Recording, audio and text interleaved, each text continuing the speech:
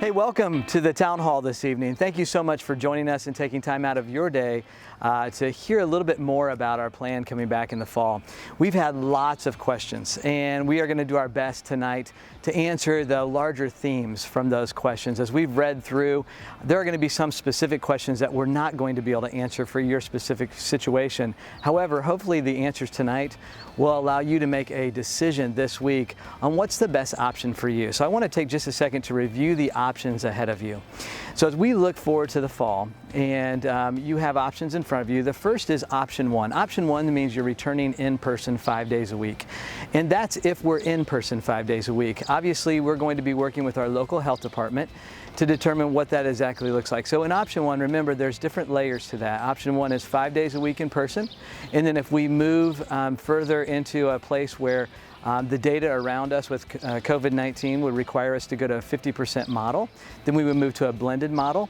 And then if it required us to go ahead and close our buildings and go to remote learning, we would move to remote learning 2.0. If you choose option two is an online option. And remember, option two, we have online for K-6, which is completely developed and organized and facilitated by Mason teachers.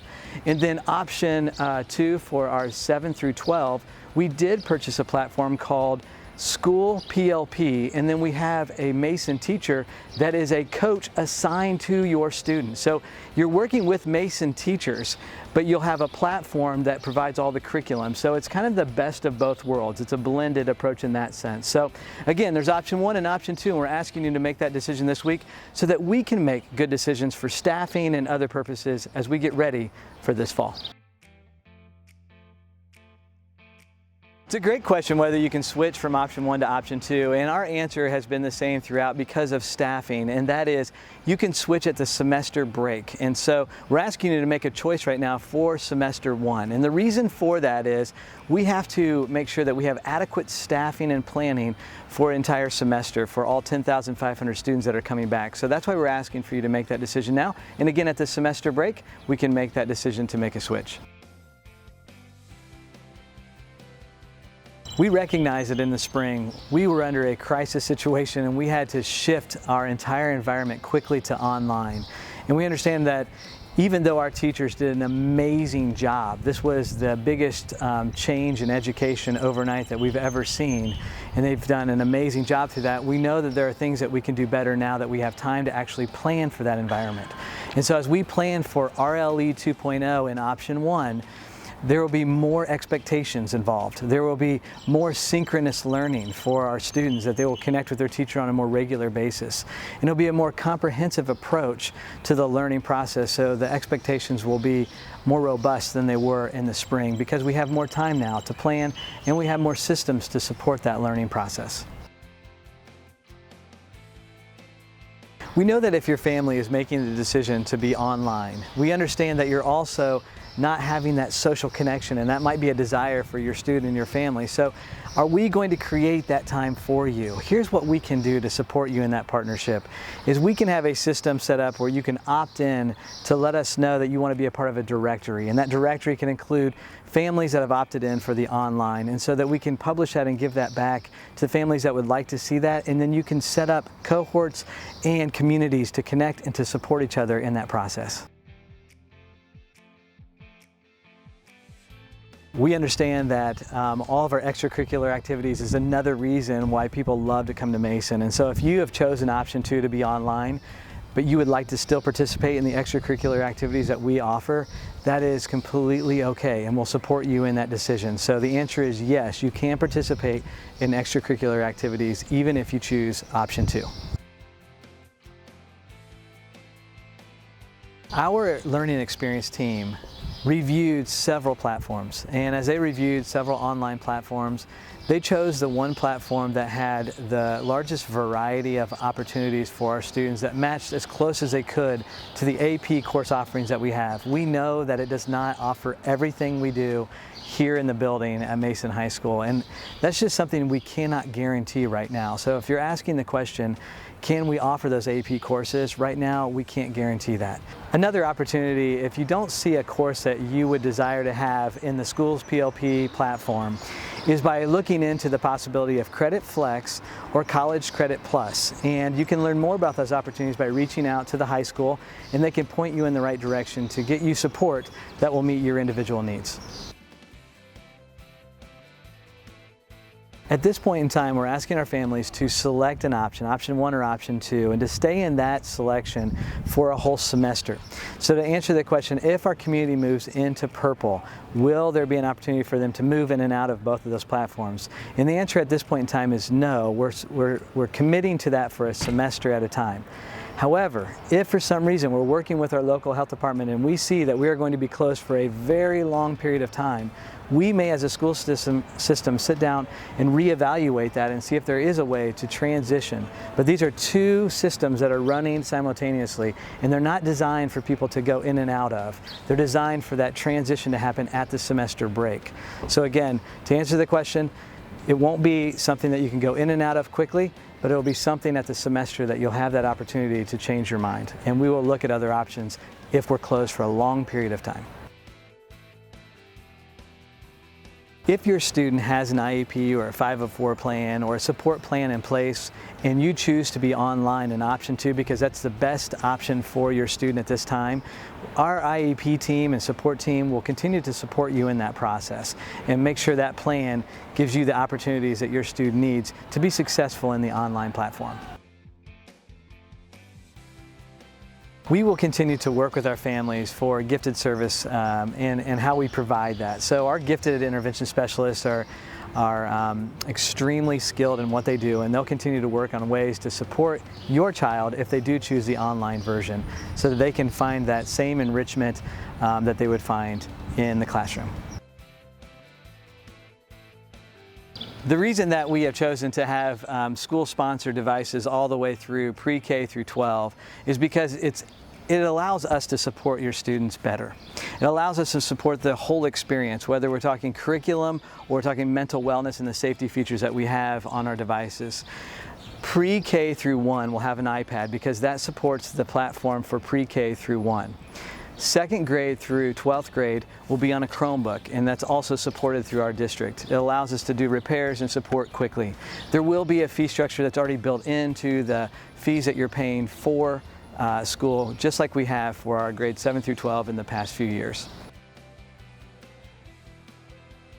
So I want to talk a little bit about masks and the reason for masks. Obviously, you've probably read a lot of the research and a lot of the articles out there about why it's important for us to wear masks, and you've probably participated in some capacity out in public about wearing masks so that we can slow the spread of COVID-19. But for us specifically as a school system, it allows us to stay in school. If our students are wearing masks and our staff are wearing masks, then we can stop the spread, we can keep each other safe, and we can stay in school and keep school open. It's our way of showing kindness towards each other. We have several students who have compromised immune systems. We have staff members who have immune systems that are compromised and loved ones at home that they care for. And in order for us to create a safe environment, one step that we can take is wearing masks. And so our expectation is that all students K through 12 will be wearing masks throughout the day. And we will obviously have when I've mentioned several times about a common sense approach to taking breaks with our mask, we'll do that thoughtfully, caring for our students, caring for our staff, and doing that in a way that's safe, and so that we can keep a safe environment for all students and all staff. I want to start by just recognizing that our students are so adaptable. They're amazing. They amaze us all the time with how flexible they are. So asking students to wear a mask, as inconvenient as this is at times, we are confident that our students will be able to do that. We also understand that every situation is unique and different, and we understand that you may have a child who has special needs, who has sensory issues. Wearing a mask might be a very big challenge for that student, and we want to make sure that we support you in that process. So we will problem solve with you, we will support you. There may be good other solutions for your students specifically, and so we understand that. So hear us say that we will work with you on that process. We will also look at other options in our classrooms to help our kids in those situations. It might be a divider at a desk. There may be other solutions that we will put in place, but please know that we'll work with you on that. And we want together to help all students feel comfortable coming to school, whether you feel comfortable wearing a mask or if that is something new and that we have to support you in that process. You know, we understand that every student has a story, and there may be students that have a difficulty wearing a mask. And one thing we are going to be proactive at the beginning of our year is just really building classroom communities that care for each other. So for example, if a student can't wear a mask, we don't want another student to say something that's not kind to that student to make them feel like they're not welcome because they're having a hard time wearing that mask, or vice versa. If someone has a strong belief against masks, we don't want that to become something that becomes a bullying situation. We take that very serious at Mason City Schools, and we will work with our students to hopefully set up an environment of support at the beginning of the year, as we always do, even when it comes to masks. If for some reason we do have a student who refuses to wear a mask and there's not a medical reason or a reason that we have worked with their family to discover, then we will ask that family and that student, and we will support them in the process of moving to an online option. Because if wearing a mask is that hurdle that they cannot be in this physical environment with us to keep each other safe, then we do have that choice of an online, and we will support that student. And so instead of making this a disciplinary issue, we'll make this a support issue in helping keep a kind and safe environment for all students and helping that student to find the right choice that fits their family needs. We are working with our health department on a daily basis, and we have talked to them several times about what does exposure mean. So when it comes to contact tracing, and we're looking for whether a student has been exposed or a staff member has been exposed to COVID-19, what does that really mean? And so we have been given a working definition that is, if you're in close proximity with another student and you're not wearing a mask, that would be exposure. If you're in close proximity for an extended period of time with mask, then we will evaluate that situation as well to see if that is a true exposure. So that's why we're doing our very best to make sure that everyone has a mask and that we create as much social distancing as possible throughout our buildings this year. If a student or staff member tests positive for COVID-19, according to the Warren County Health Department, they will be in isolation for a minimum of 10 days. As we work with our local health department and as they contact trace, if they find that a student or a staff member has had an exposure to a positive COVID-19 case, then they will be asked to quarantine, and that's a 14-day period of time for that individual to monitor their symptoms and continue to make sure that they're safe, healthy, and well before they return back to our environment. We will continue to support our students who are in quarantine, because oftentimes you're in quarantine, you don't have any symptoms at all, and we want to make sure that those students continue to stay engaged in the learning process. So we will utilize the platforms that we have available to us, whether it's Seesaw in our younger grade levels or Schoology in our upper grade levels, and our teachers will be checking in to make sure students are following along. We're also working on a creative prototype that's still in development, which would be a quarantine connector, using an iPad to connect the student to the classroom, but that's something that we're continuing to work on to hopefully provide and connect our students. If your child has been exposed to COVID-19, you heard that information, please contact and let us know so that we can start to build a support plan for your family. I would also encourage you, because we are not doctors, to reach out to your family physician to work with them, also to work with the Warren County Health Department to determine what the next steps are for your family in terms of what that quarantine might look like. Communication is going to be so important as we move through this next year. If we have a positive case in a classroom, we will have a general letter that will be sent to the rest of the classroom to let them know that there has been a positive case in the classroom.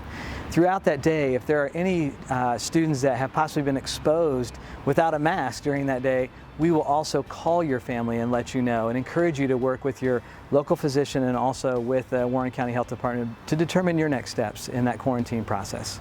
As we learn more about positive cases with COVID-19, we will share that with our school community through a general letter to the rest of the school. We will also give you ongoing updates on the data that we are seeing as we work with the local county Department of Health, and continue to share that with you so you understand exactly what we are seeing in our schools.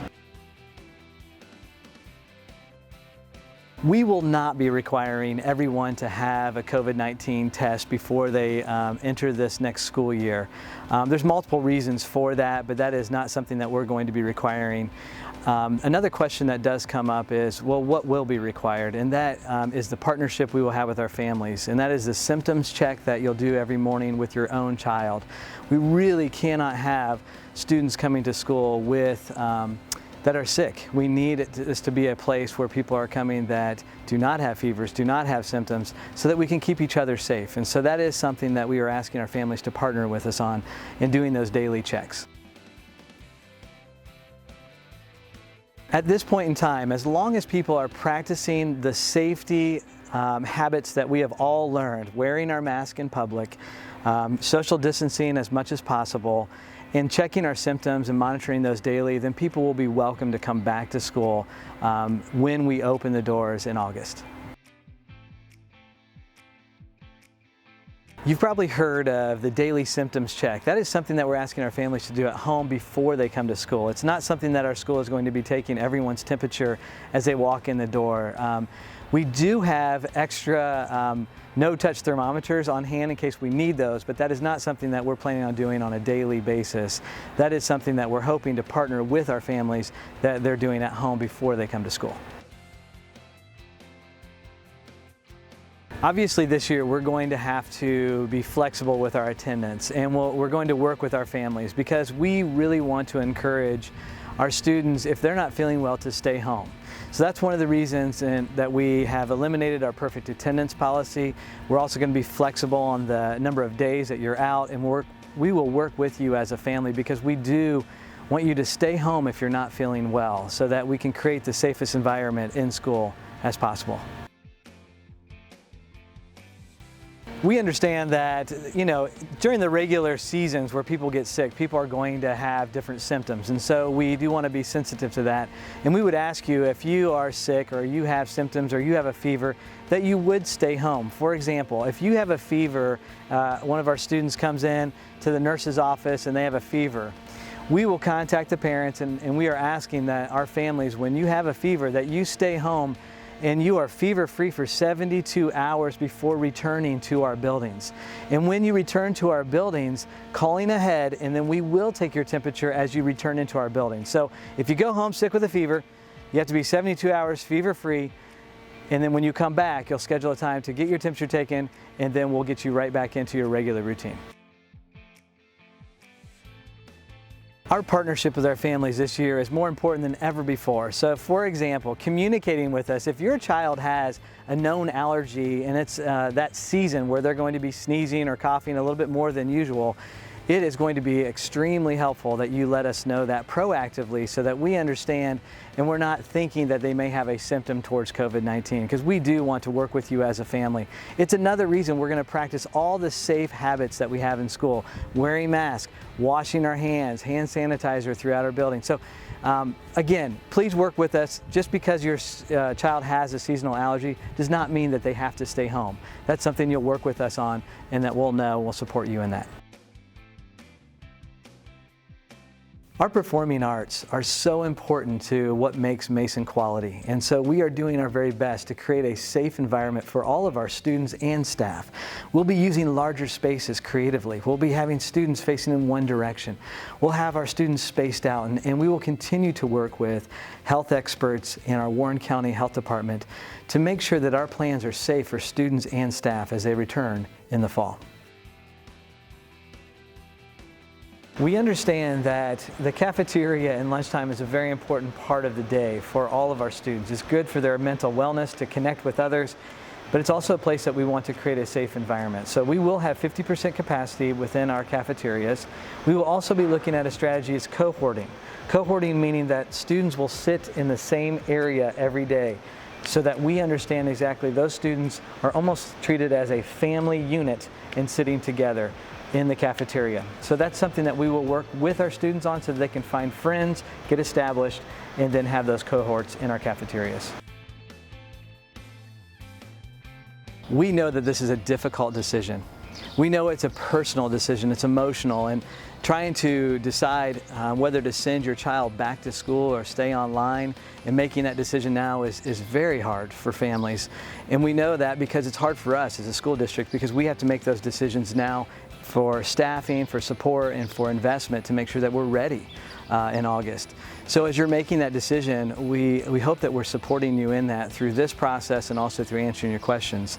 If for some reason we do not hear from you before the deadline of July 15th, if you do not make that selection, then your selection will default to being in person. And the reason that we're going to default to being in person is because that helps us to plan for transportation, to plan for scheduling purposes in school, and 80% of our data right now has our students coming back. And so we'll default to that unless we hear otherwise before July 15th. I want to thank you for tuning in tonight, for taking time to watch this video, for taking time to invest in this process with us over the last few months. We want to thank you for your questions, for your feedback. I know this is a difficult decision. I know it personally as a father. I know it as a superintendent of the school district. And we understand this is not easy, but hopefully this process has helped you to get closer to an answer that will be best for your family, for your child. As you're going through that in the next few days, talk to your neighbors that are also making this decision. Talk to your friends. Talk to anyone that can support you in that support system to help you make the right decision for this. And then we will continue to do what we always have in supporting your students in their safety as they return to school. And if they're online, we'll continue to support you and make that the best experience possible for your family. Thank you again for tuning in tonight.